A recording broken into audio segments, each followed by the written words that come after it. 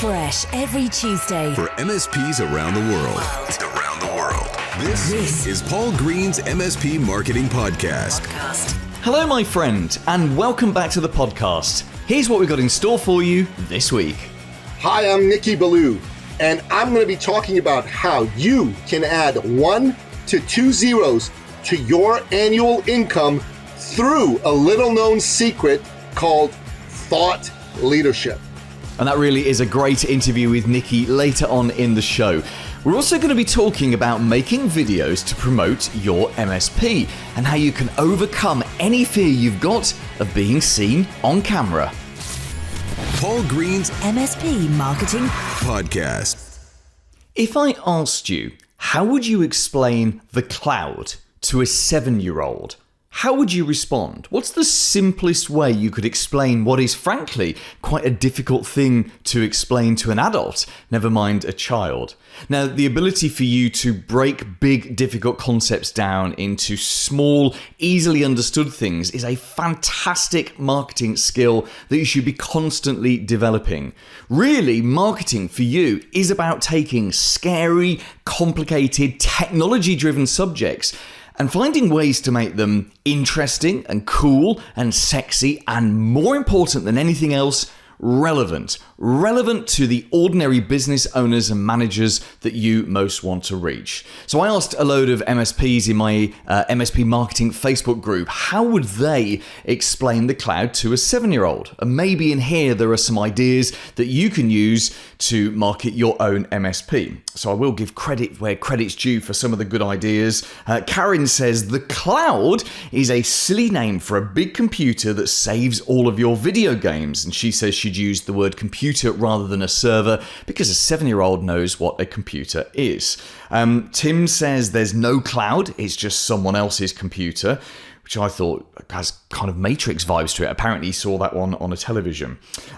Stephen says, how would you explain it to anybody? Good luck with that. That's not very helpful, Stephen. Thank you very much. James says, your data, but on someone else's server or someone else's computer. Colmeen's got a good one here. He says, when a mummy and a daddy love each other, oh no, hang on, he says that's a different explanation. There are computers all over the world connected together to store and share information. On diagrams, the internet was always visualized as a big cloud, and that's why the name stuck. I didn't know that. Did you know that? That's where the name the cloud came from? Absolutely brilliant. Adam says the cloud is where all the Roblox games live. Let's see, Matt here says millions of computers in massive warehouses all over the world that you can rent to do pretty much anything you need to do. Justin then says there are 3 types of cloud. They cause rain when they're down, I'm sad when they're down, and my job is to put the clouds back up. People like it when the cloud is back up. Can you see how many different ways there are of looking at this? And I know that some of those are silly and we're trying to explain it to a 7-year-old here, but the concept still stands. Take big, scary technology things and break them down into simple concepts. In fact, we can do this for everything. What about cybersecurity? What about ransomware? What about the need for backups? What if we can make backups not just a case of, oh, you need to have a backup of your data in your office and one out there in the cloud somewhere and maybe a redundant second location, thousands of miles away from your first version. That's the kind of the technical details of it. How do you break that down into something very, very simple? Backups means that you never ever have to worry about losing your data ever. Or better still, backups mean that you will always sleep at night because no matter what happens, there's always a copy of the data that's most important to you.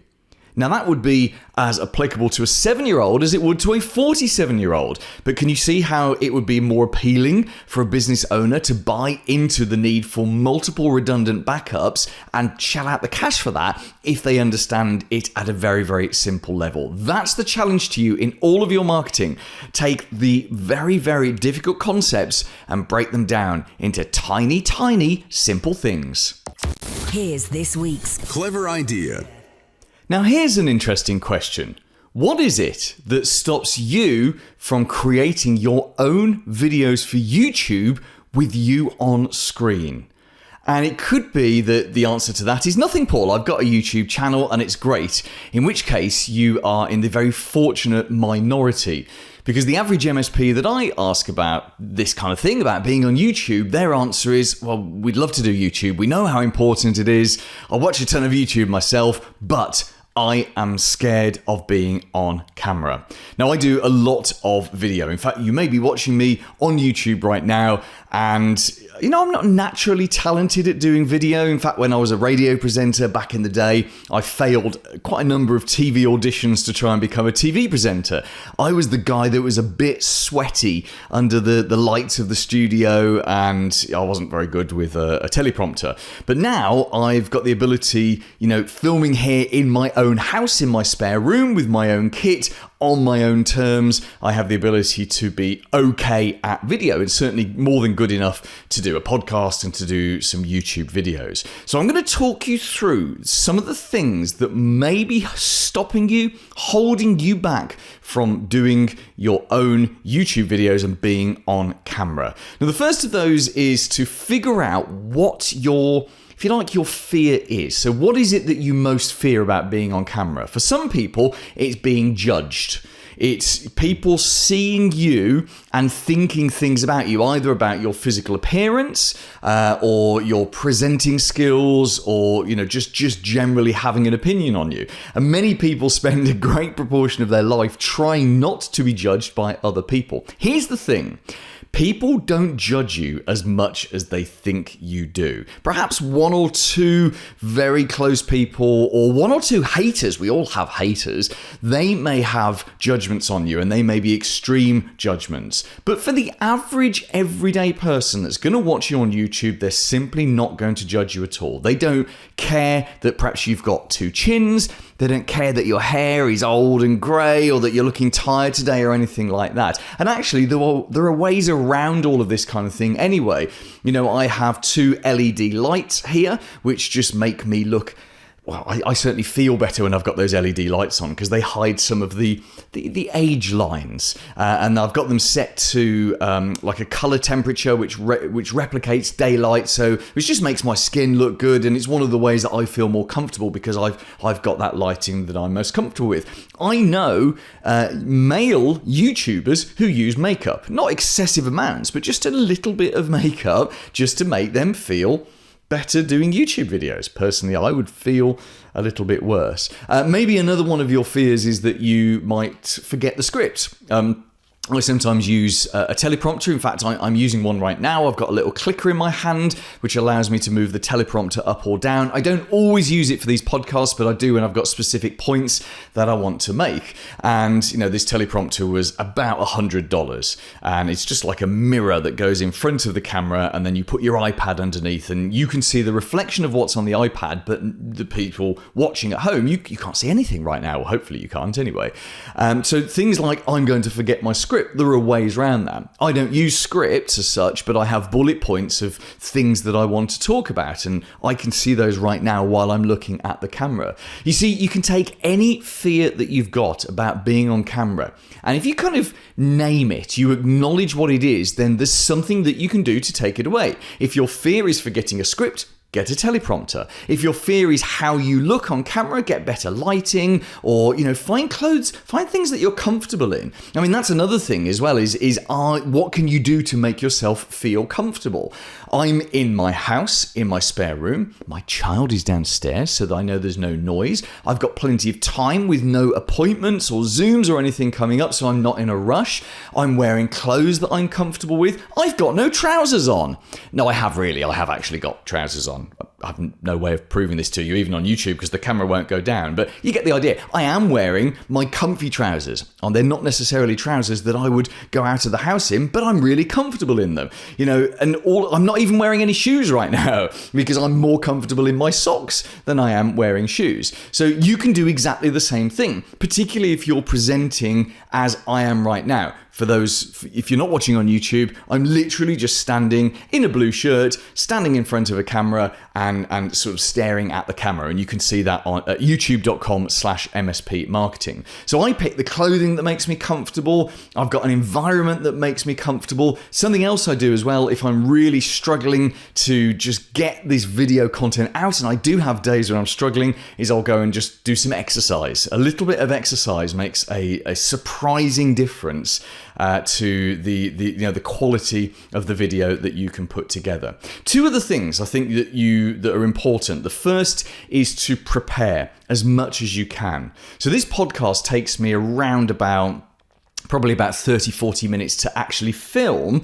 But it takes me a lot more time to prep. I'm prepping the subject. I'm thinking about the subject. What do I want to talk about? How do I want to structure that? And I have discovered over the years, and it's not just with YouTube videos, but with when I was on the radio as well, the more you prepare, the better you perform. And I think that could apply exactly to you. That doesn't just have to be someone who does lots of stuff. Is it really any different to you doing a sales meeting? If you're doing a sales meeting with someone and you're very well prepared, don't you perform better? And the answer is probably yes. When you wing it, and you may have the skill of winging it, but maybe you are just a better prepared salesperson if you've researched the prospect and researched their technology, and you walk in with that knowledge there in the back of your head.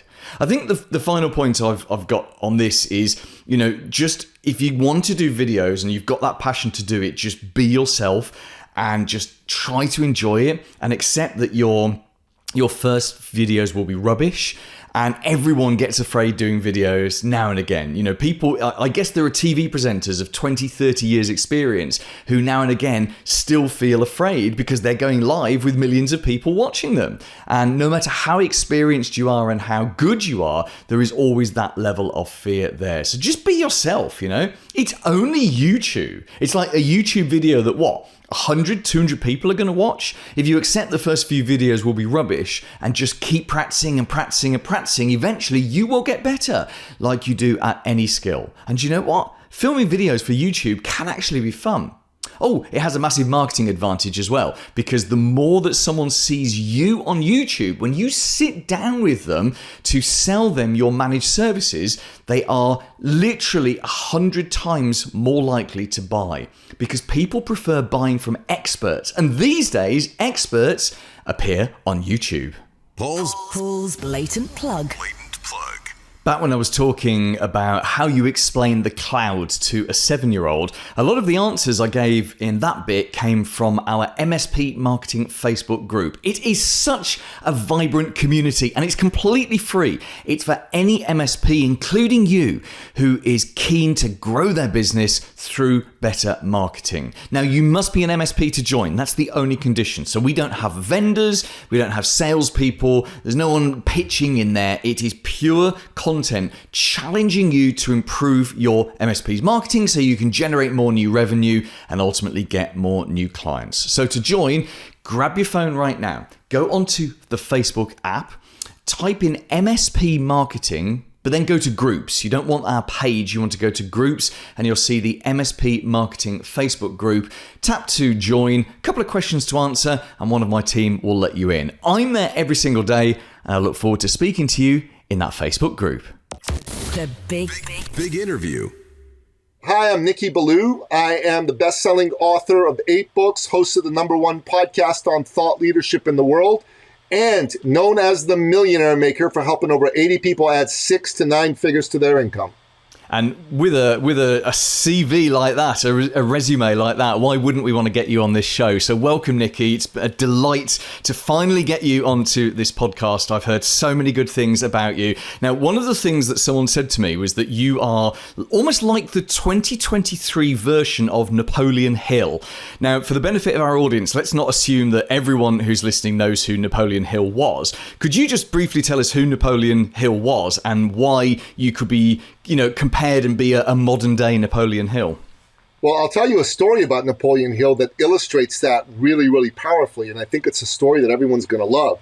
Napoleon Hill is the author of the best-selling personal development book of all time, which is called Think and Grow Rich. And the story of how he came to be the author of this best-selling personal development book of all time is a fascinating one. When he was a very young man, he was a newspaper reporter, and he was assigned by his boss to interview the then richest man in the world, Andrew Carnegie of U.S. Steel. So he went to see Mr. Carnegie, and the two of them really hit it off. So at the end of their time together, Mr. Carnegie said, "Mr. Hill, how would you like to spend the weekend at my estate? I would like to talk to you further." And, well, I don't know about you, but if the richest man in the world ever asked me if I'd like to spend the weekend at his estate because he wanted to talk to me further, I'd be in right away. And Napoleon Hill was as well.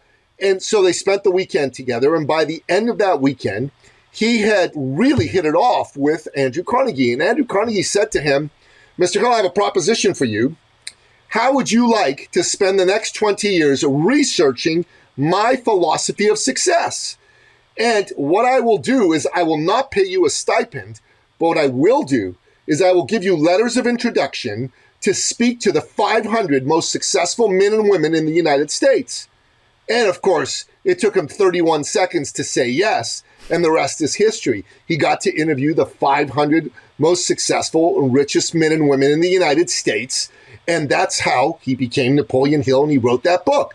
One of the reasons some people call me the Napoleon Hill of the 21st century is because I've had the privilege of interviewing some of the most iconic business minds and success stories of the 21st century. People like Dr. John Maxwell, who's the #1 leadership author in the world, Jack Canfield and Mark Victor Hansen, who created and wrote the Chicken Soup for the Series books, which have sold almost 600 million copies in total, and folks like that. So that's kind of the long and the short of why I'm called the Napoleon Hill of the 21st century. So how did you get started? I mean, clearly Elon Musk or whoever was the richest guy at the time or richest person at the time when you started your career didn't invite you to come and spend a weekend learning from them, or I'm guessing that's not quite how you got started. But what's your story? How did you get going and end up going down this route? Well, I'll tell you, it's a powerful story, but it actually starts in my childhood in Iran. When I'm originally an immigrant from the Middle East, a Christian from Iran. And when I was 11 years old, the Islamic Revolution happened in Iran, and the benign dictatorship of the Shah was replaced by the absolute tyranny of the mullahs. And my late father, God rest his soul, he could see the writing on the wall. This was not going to be a great place for him to raise his Christian family. So what Dad did was he made a plan, and he eventually got us out of Iran, and we settled where I now live in Toronto, Ontario, Canada. And I thank God for my father's foresight and prescience. Because of him, the trajectory of my life changed for the better. The trajectory of my family's life and our legacy changed for the better. And we got to leave tyranny and live in freedom. And, you know, there's a lot of people these days who are born here especially who just don't appreciate how good we have it here. I'm not trying to pretend everything's perfect here. But compared to places like Iran, are you kidding me? We're the most tolerant societies in the history of the world. And I think everybody should be grateful for the freedom that we have here. My father was a man who was very grateful for freedom. He was also an uplifter of people. If you knew my dad and you were looking for work, he'd work the phones to get you a job. If you were looking to start a business, he would actually sit down with you and help you think it through. He'd bring other advisors to the table. He'd even help you raise capital. And if you were looking to buy a car or a house or an apartment and you didn't quite have enough money, he would top you up so you could buy that car, that house, that apartment. And you might be thinking to yourself, oh my God, Nicky, who does that? Is that even real? Yeah, it is. You know, the late, great Napoleon Billou, that's who did that. Why would he do that? Might be your next question. Well, first of all, he was a devout Christian. He believed he'd been blessed by God, and it was his duty to share those blessings with others. But secondly, he did it because he had the financial wherewithal to do it. He was successful. And I wanted to be just like him. I wanted to be an entrepreneur. I wanted to help people. And I got into the helping profession of entrepreneurship. And one of the things that my dad taught me was, son, life is about people. Business is about people. It's not about numbers or money or how much you sell. It's about people. Be interested in people. You become successful as a businessman when you focus on helping people, when you focus on the person in front of you. That person in front of you, that's someone's brother, someone's sister, someone's husband, someone's wife, someone's father, someone's mother. someone's son, someone's daughter. And it's your duty to see that. It's your duty to see they've got hopes, dreams, fears. Maybe they've been disappointed a bit by life. Maybe they've even been somebody who has been disappointed by someone just like you. So your job is to make sure that they have a good experience interacting with you, because you make money, son, when you solve problems for people for a profit. And that became, like a Venn diagram for me: problems, people, profit, right? Nicky Billou's patented 3P, 7-figure success solution. And as a result of this, I decided to get into the business of helping people. I was initially a top-level fitness coach. I work with some of the top business people, Olympic gold medalists, those kinds of folks in the world. But then I transitioned from that to becoming an executive coach, a speaker, an author, someone who ran mastermind groups and workshops. And my interest and love for people had always attracted high-level people to want to work with me. I worked with the great Robin Sharma when I was a fitness trainer, the author of the book, The Monk Who Sold His Ferrari, sold 20 million copies of his books. I've, gotten to interview people like George Ross, who was Donald Trump's senior vice president, the man who took Donald Trump when he was broke in the 90s and made him worth billions again. That guy, I got to work with him. I got to work with Jack Canfield, with Mark Victor Hansen, John Maxwell. All of these came from having a desire to be of service to people. Podcasting is new to a lot of folks who are kind of from that generation. So an opportunity to be on a high-level podcast was something they all really appreciated and wanted to partake in. And for me, what has allowed me to be successful is I care about people. I want to see people win. And if someone's listening to this, if you're an MSP, right, an owner of an MSP, and you're thinking to yourself, well, how am I going to grow my business? Well, first of all, start focusing on the people that you help. Stop focusing on how much money you're going to make, or how much, how much new number of clients, how many new clients, I should say, you're going to bring into your business, and start focusing on how many individuals' lives are you going to change because of what you do. And you might be thinking, well, I own MSP. I mean, I don't change people's lives. I fix their IT. Well, guess what? Fixing someone's IT is life-changing these days. If someone's company IT isn't working, their life comes to a standstill. They can't do business. They can't make money. They can't feed their family. They can't feed the families of the people they work with. So what you're doing is you're not going in there and saying, oh, all I'm doing is I'm fixing their IT. You're allowing them to live life. You're allowing them to move forward and create, magic for themselves, their families, for the families of their employees. You're a hero if you look at it that way, right? Look at it as people, not numbers, not profit, not money. Don't get me wrong, profit's important. That's why it's solving problems for people for profit, acute problems for amazing people at an awesome profit. That's your job. You do that, you're rolling. Yeah, I love this. And I think your message, Nicky, is going to go down very, very well with our audience listening and watching this on YouTube, because most of the MSP owners that I've met are problem solvers. They want to solve problems. They want to make people happy, whether that's proactively stopping things from happening or actually fixing the problem. You said about IT, I would argue that cybersecurity is an even bigger showstopper for businesses these days. And whereas the businesses know they need to spend some money on IT because that's been around for 40 odd years, it's only really in the last few years that they're really realizing that proper cybersecurity is more than just antivirus, and that there's so many threats out there. And I think this is where MSPs can really grow into their own, protecting people, and as you say, making good money along the way, because cybersecurity can be profitable when it's done properly as well. Absolutely. Let's talk about mindset. So you've spent your career, you've spent much of your working life surrounded by great people, and I forget who said this now.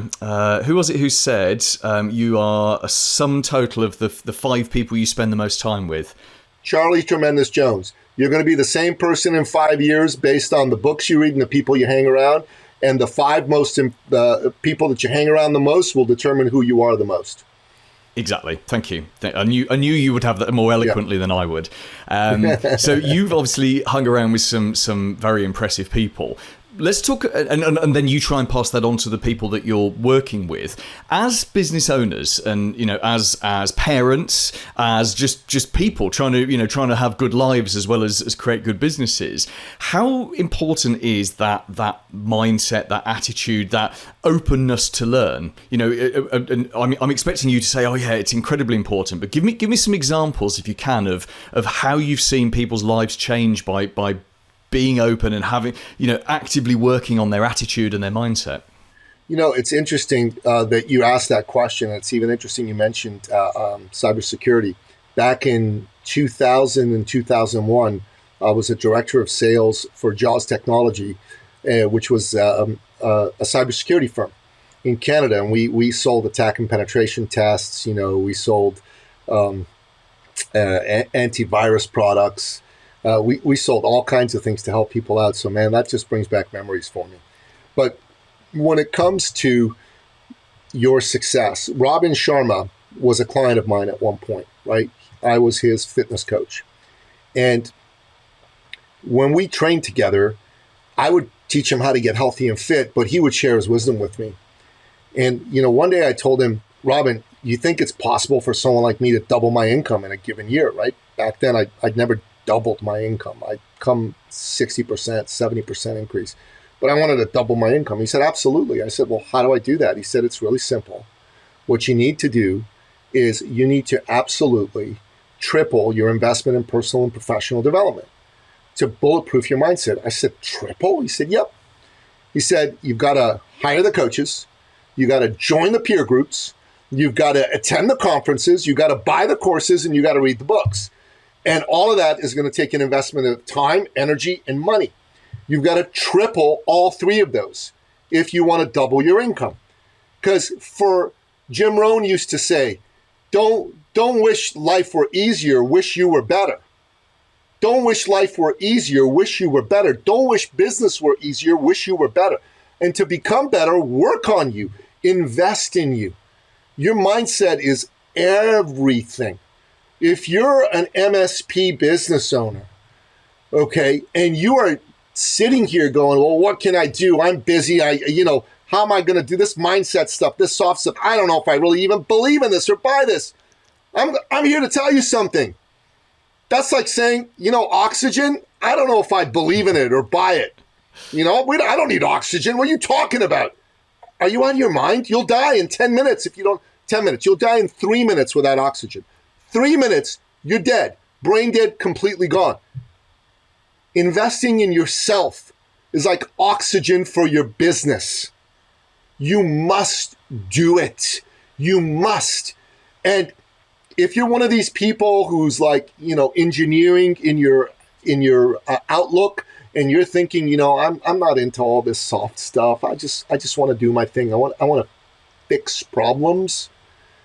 Well, I got news for you. If you really want to grow a business, it's got to be about more than the amazing problems you solve, because nobody is buying your expertise. You know what they're buying? They're buying their way out of something that sucks. You understand what I'm saying? Business people don't buy their way into something. They buy their way out of something that sucks. Sucks. That's causing them pain. The fact that it's you and your services is really not that relevant to them. They don't care. I'm sorry to tell you this. They don't care about you or your services. They care about, can you help them? They care about, are you a good, caring human being who's going to make sure that you do everything to help solve their problem? And if they get that you are that, they're going to do business with you. And if they don't, and if they think you're primarily a person who's about, numbers or the thing, they're not. People do business with people they know, like, and trust. All those things are important, and your mindset is only going to get better if you invest time in doing that. So I'm going to show you some of the books I've been reading lately. Martin Dugard, Farther Than Any Man, The Rise and Fall of Captain James Cook, who was the original great English explorer. Okay?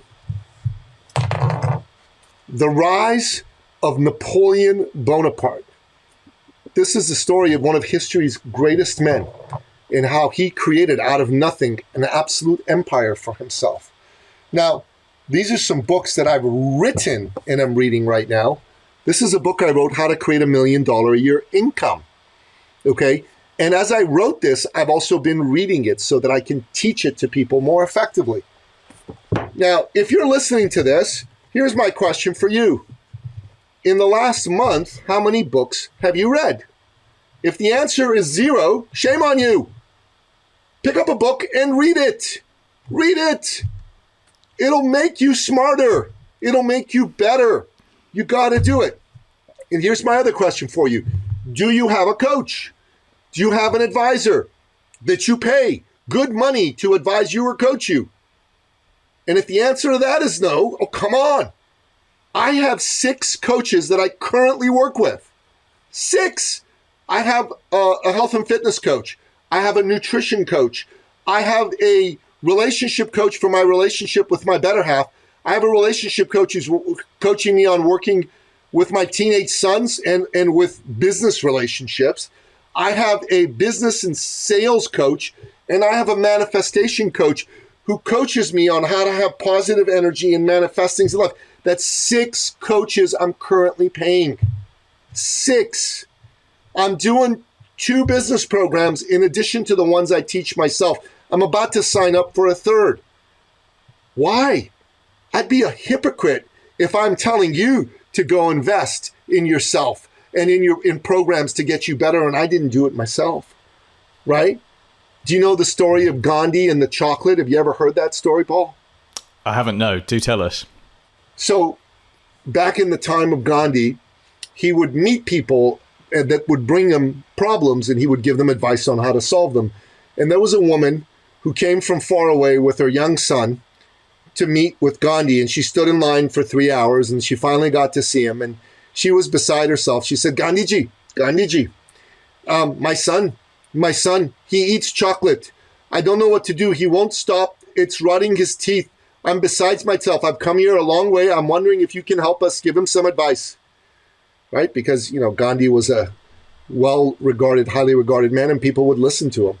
And he looked at the woman, he looked at the boy, and he said, okay, yes, come back in 2 weeks. She said, what? Come back in 2 weeks. He says, what? She says, come back in 2 weeks. She says, okay. So this woman had to go find lodging and pay for it, and, had to pay for food for herself and her son while they were there in this place. And then she had to come and line up again for 3 hours before she got to see Gandhi. And then when she got to him, she says, remember me, Gandhiji? I was here 2 weeks ago. You said, come back in 2 weeks. My son, he was eating chocolate. It was rotting his teeth. And you said, come back in 2 weeks. He goes, yes, I remember. I remember very well. And he looked at the boy intensely. And he said, young man, stop eating chocolate. And the boy looked up at him and said, oh, okay. And the woman, she freaked. She says, what? That's all you got? You made me wait for 2 weeks to come and tell my son, stop eating chocolate. Why would you do that? Why would you make us wait? I had to line up. I had to pay money. Blah, blah, blah, blah. Why? She was freaking out. And he said, madam, I'm very sorry that you had to go through all that, but you need to understand something. She says, what is it that I need to understand? What? And he said in that calm, serene way of his, 2 weeks ago, I was still eating chocolate. Very good. Very, very good. Nicky, I could keep you on this podcast for hours and hours. In fact, we may get you back on perhaps later this year or next year we might do a special with you, because I think you've got so much to share. But for now, just tell us a little bit about what you do to help business owners, and what's the best way for us to get in touch with you? There's a lot of people in business, right? And I'm sure there's a lot of folks that are MSP business owners that are really, really good at what they do. Do you know what I mean, Paul? They're good at delivering the service that they deliver. But when it comes to the actual running of their business, their skill set maybe isn't quite as high, you know what I mean, as it is for what they deliver. They're not as skilled at marketing, at sales, at understanding balance sheets and income statements and cash flow statements and culture and hiring and firing and all that good stuff, structures, processes. They may have some of that down, but they don't have it all down. And in particular, when it comes to marketing and selling, that's an area they don't necessarily always feel like they really, really got it down the way they got how they do what they do now. So what we do is we work with those business owners, And we really assist them in understanding how to do marketing and sales, understanding how to be seen and sought after by the people they want to be working with and be helping, and how to sell from the heart, sell in a way that's love-based, service-based. We teach them how to do that, and by doing that, we help people double, triple, quadruple, tenfold, even 100-fold their results. We love doing that. We're very excited to do that. If anyone is a business owner and they want to have a look at what we do, just go to my podcast and you can listen and watch if you go on YouTube to your heart's content. But if you're a serious individual who's actually looking to take a step to do something, then you go to my link and you book a time on my calendar, a free call, a free success coaching call, and it is ecircleacademy.com/appointment. Paul Green's MSP Marketing Podcast. This week's recommended book. Hi, I'm Mark Wass of Cloud Blue, and the book I recommend is The 7 Habits of Highly Successful People. Generally, I think it's a great book to give you a framework in terms of putting your habits in order, in terms of what you're looking to achieve, but also being very reflective in terms of what you need to do in terms of achieving your goals and how you can set them out in your day-to-day life. I generally think it's a book that everybody can benefit from, no matter what your walk of life and what you do, and something that I thoroughly enjoyed, and I think it's a great read for everyone. Coming up next week. Hi, I'm Scott Bywater, and I'm going to be talking about how to use AI in your copywriting, in your marketing, and particularly in your email marketing. Tell me, are you subscribed wherever you listen or watch this podcast? Because I want to make sure you never miss an episode. On top of that great interview next week, we're going to be talking about how to sell cyber security without using FUD. FUD is fear, uncertainty, and doubt. And it has very little place in the way that you should be marketing cybersecurity these days. We have a ton more content, remember, at youtube.com/MSP Marketing. Join me next Tuesday and have a very profitable week in your MSP. Made in the UK. For MSPs around the world. Paul Green's MSP Marketing Podcast.